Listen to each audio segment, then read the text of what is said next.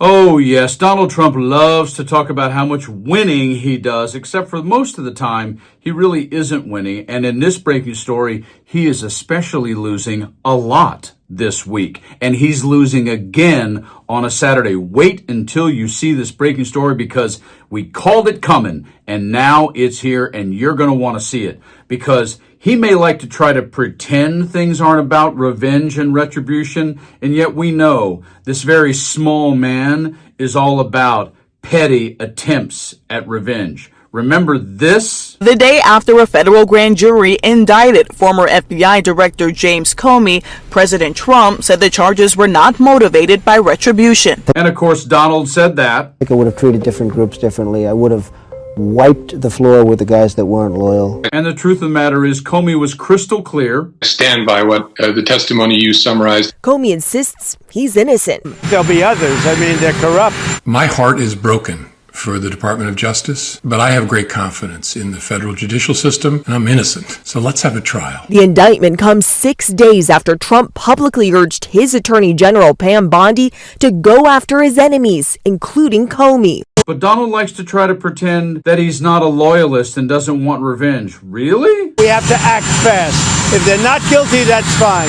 If they are guilty or if they should be charged, they should be charged. And above and beyond all... Welcome back. President Trump wants the Justice Department to pay him millions of dollars for taking him to court. And yet, on top of all of it, he still stands by comments like this. It's about justice, really. It's not revenge. It's about justice. It's also about the fact that you can't let this go on. Which I will now do, which is great. He now wants the DOJ and the American taxpayer to pay him back for his legal fees that occurred when he was out of office. This. According to the New York Times, the president is seeking $230 million stemming from federal investigations when he was out of office.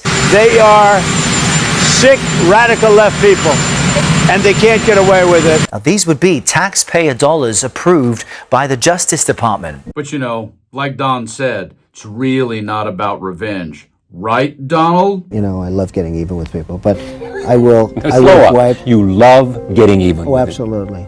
You don't believe in the eye for the eye. You do. No. I know you well enough. I think you do. Yet in this breaking story, every single person told Pam Bondi and the DOJ, you cannot prosecute this case. You do not have a case.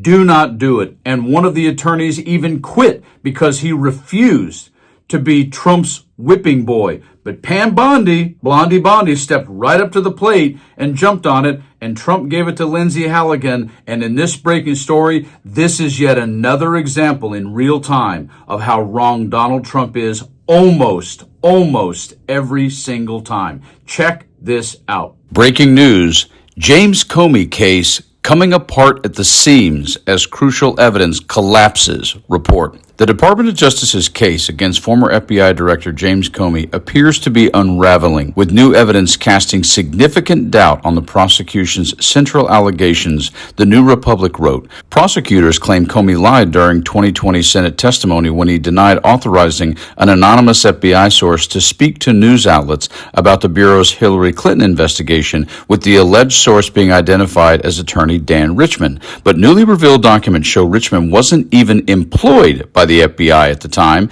and that glitch has the government's case coming apart at the seams, the New Public wrote. Documents reviewed by Lawfare reveal critical inconsistencies in Richman's employment status. His first term at the FBI ran from June 30, 2015 to June 30, 2016, serving unpaid and part-time as an advisor on encryption issues. A handwritten FBI official's note provides a damning detail, in quotes, doc drawn up plus sent to OGC for Richman's signature, never signed, never officially reappointed after June 2016.